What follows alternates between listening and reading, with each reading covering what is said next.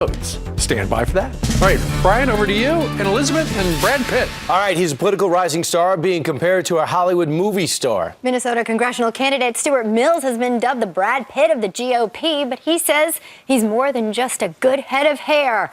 Businessman and congressional candidate Stewart Mills joins us now with his hair from Minneapolis. Good morning, sir. So when's the first time someone brought the comparison to the front and said, you look like Brad Pitt? Well, it was actually a while ago, but I think they were squinting. So Stewart, does it bother you when people look at your candidacy and see the fact you have long hair, besides today, usually dress casual, and say, hey, he's not playing the part well? Well, no, I'm not playing the part because I'm not of the part. My background's in the business community and healthcare administration. I've spent my entire life working in our family's business, which is Fleet Farm, an upper Midwest retailer that has a little bit of everything. As we say, if Fleet Farm doesn't have it, you don't need it. And I'm also the plan administrator of our company's self-insured health plan. And I've seen firsthand how Obamacare has hurt a lot of people. It's a disaster. Wow, so you also have the hunting doctrine, too. Can you explain that? The hunting camp doctrine, yes. People ask me, is it real? Yes. The first time I went hunting with my dad, I complained about the food. He took me aside, he said, let me tell you how this works.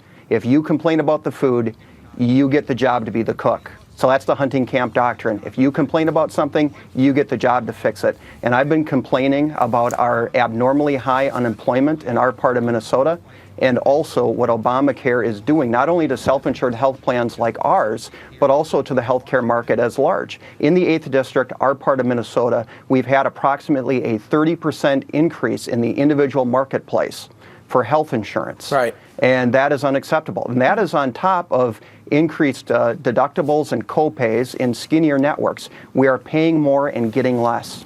So when people look at you, you're obviously a person of substance, you have this business background, and when they come out and point out your looks and your hair, does that anger you? No, actually, we've been working so hard on this campaign, and it's such a serious campaign. It's kind of nice to have a moment of levity and having something to take a break and laugh about, but also gives us an opportunity to get back to talking about the issues of job creation and true healthcare reform that's going to bring down cost and increase access, the opposite of what Obamacare has done. You mentioned job creation. What's your plan to do just that specifically?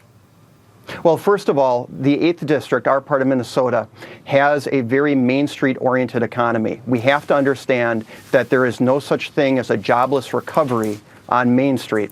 Just because Wall Street is doing well, it doesn't mean that Main Street is doing well. Well, I'll tell you what, Wall Street's not doing that well these days because our economy just shrunk in the last quarter, and people are trying to still rationalize it, how that snuck up on us. Real quick, when it comes to getting votes, winning the female vote is key. What are you doing to attack the female vote? Well, certainly we're reaching out to all people, and our message of economic prosperity is both a male and a female issue.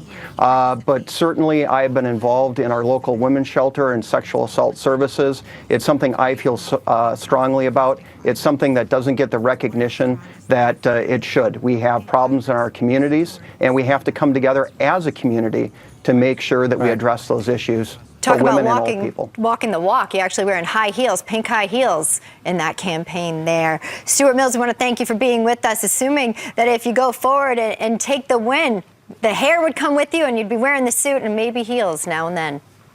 Exactly. I'm not going to change who I am. Right. Maybe we'll set up something with you and Brad getting to know each other. Okay. That would be fun. That would be good.